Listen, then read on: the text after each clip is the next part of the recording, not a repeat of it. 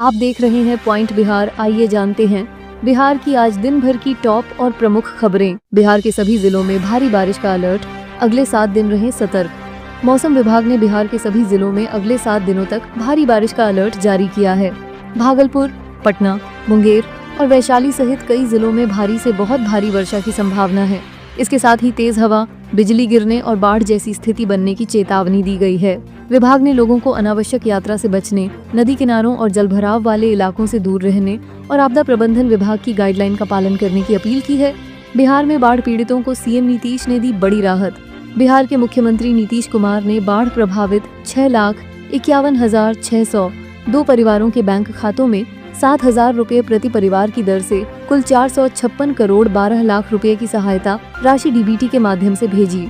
यह राशि 12 जिलों के प्रभावितों को दी गई। सीएम ने कहा कि आपदा पीड़ितों का राज्य के खजाने पर पहला हक है। बाढ़ का खतरा अभी टला नहीं, अधिकारी सतर्क रहें। पीएम-सीएम हटाने वाले बिल पर आरजेडी का तंज।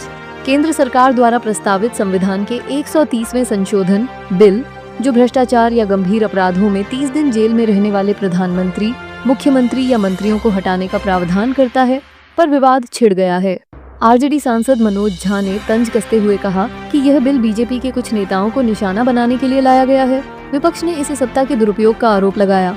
22 अगस्त को ओंटा सिमरिया 6 लेन पुल का उद्घाटन करेंगे पीएम मोदी। प्रधानमंत्री नरेंद्र मोदी 22 अगस्त को बिहार में ओंटा सिमरिया 6 लेन गंगा पुल का उद्घाटन करेंगे। यह 1860 किलोमीटर लंबा और 8.15 किलोमीटर की कुल लंबाई वाला भारत का सबसे चौड़ा सेतु है। 1871 करोड़ रुपए की लागत से बना यह पुल मोकामा और बेगूसराय को जोड़ेगा। यह राजेंद्र सेतु के समानांतर है और उत्तर दक्षिण बिहार की दूरी 100 किलोमीटर कम करेगा। तेज प्रताप यादव का आरोप, भाई वीरेंद्र ने करवाया संगठन से बाहर। मनेर में आयोजित एक कार्यक्रम में राजद नेता तेज प्रताप यादव ने पार्टी विधायक भाई वीरेंद्र पर गंभीर आरोप लगाए। उन्होंने कहा कि संगठन से उनके निष्कासन के पीछे भाई वीरेंद्र की सीधी भूमिका रही है। तेज प्रताप ने लोगों से अपील की कि वे ऐसे निर्णयों का विरोध करें और सही नेतृत्व का साथ दें। यह बयान उस समय आया जब हाल ही में भाई वीरेंद्र और पंचायत सचिव के बीच विवाद हुआ था। पीएम-सीएम हटाने वाले बिल पर प्रशांत किशोर का तंज। जनसुराज पार्टी के संस्थापक प्रशांत किशोर ने गंभीर आपराधिक मामलों में फंसे प्रधानमंत्री, मुख्यमंत्री और मंत्रियों को हटाने वाले संविधान संशोधन बिल पर तंज कसा। उन्होंने कहा कि यह बिल समय की मांग है और लोकतंत्र की आत्मा यही है कि सत्ता में साफ सुथरे लोग हों। यह कदम राजनीति में सुधार ला सकता है। हालांकि विपक्ष ने इसे सत्ता का दुरुपयोग बताया। बिहार में विधानसभा चुनाव से पहले इस बिल पर सियासी बहस तेज हो गई है। बिहार की अर्थव्यवस्था अगले 5 वर्षों में होगी दोगुनी। बिहार की अर्थव्यवस्था अगले 5 वर्षों में दोगुनी होने की उम्मीद है। एक हालिया रिपोर्ट के अनुसार राज्य का सकल घरेलू उत्पाद वर्तमान 7 लाख करोड़ रुपए से बढ़कर 14 लाख करोड़ रुपए तक पहुंच सकता है। यह वृद्धि बुनियादी ढांचे, औद्योगिक विकास और निवेश के कारण संभव होगी। बिहार वासियों के लिए यह खुशखबरी है, क्योंकि इससे रोजगार के अवसर बढ़ेंगे और जीवन स्तर में सुधार होगा। सरकार की नीतियां और योजनाएं इस लक्ष्य को हासिल करने में महत्वपूर्ण भूमिका निभाएंगी। बिहार में सरकारी कर्मचारियों को मिलेंगी 44 छुट्टियां। बिहार सरकार ने वर्ष 2026 के लिए सरकारी अवकाश कैलेंडर जारी किया, जिसमें कर्मचारियों को कुल 44 छुट्टियां मिलेंगी। इसमें 11 सामान्य, 15 सार्वजनिक और 17 वैकल्पिक अवकाश शामिल हैं। होली, ईद, दिवाली, बिहार दिवस जैसे प्रमुख त्योहारों के साथ साथ गणतंत्र दिवस और स्वतंत्रता दिवस भी शामिल हैं। मुस्लिम त्योहारों की तारीखें चांद देखने पर निर्भर करेंगी। सचिवालय में 5 दिन और क्षेत्रीय कार्यालयों में 6 दिन का कार्य सप्ताह रहेगा। पीएम मोदी 22 अगस्त को गया में करेंगे जनसभा। प्रधानमंत्री नरेंद्र मोदी 22 अगस्त को गया के मगध विश्वविद्यालय में जनसभा को संबोधित करेंगे और 12,000 करोड़ रुपए की परियोजनाओं का उद्घाटन करेंगे। मुख्यमंत्री नीतीश कुमार भी मौजूद रहेंगे। प्रशासन ने भारी भीड़ और वीवीआईपी आवागमन को देखते हुए ट्रैफिक प्लान तैयार किया है। पटना डोभी राजमार्ग पर गुलरिया चौक से डोभी तक निजी वाहनों पर रोक रहेगी। वाहनों को चेरकी शेरघाटी मार्ग की ओर मोड़ा जाएगा।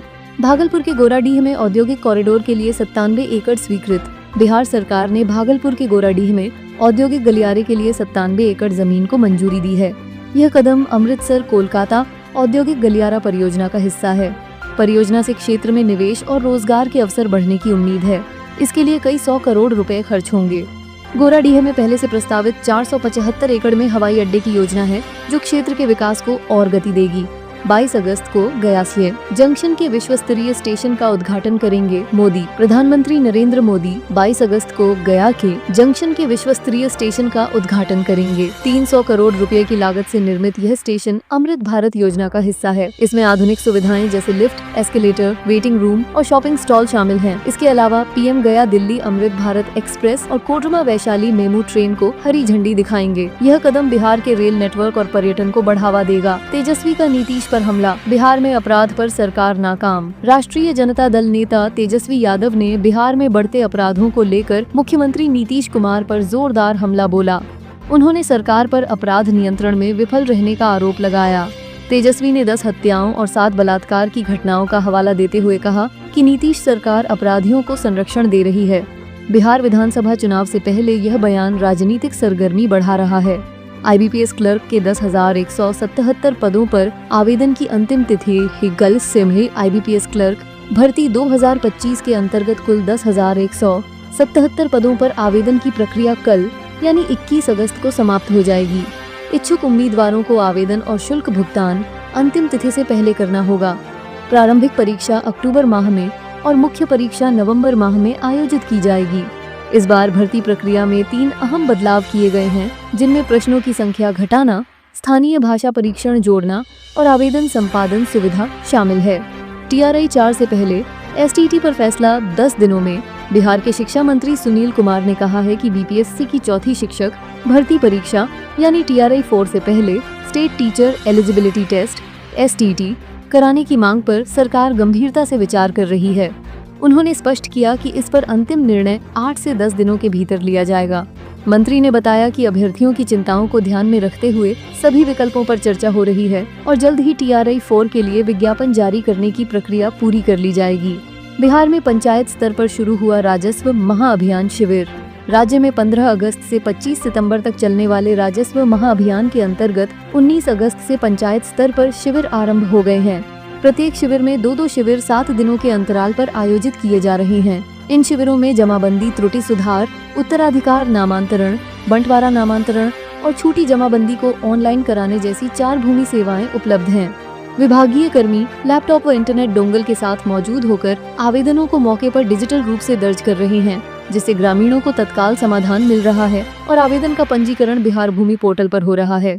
संजय राउत का आरोप, नए विधेयक से नीतीश नायडू लॉक इन करने की केंद्र की है चाल।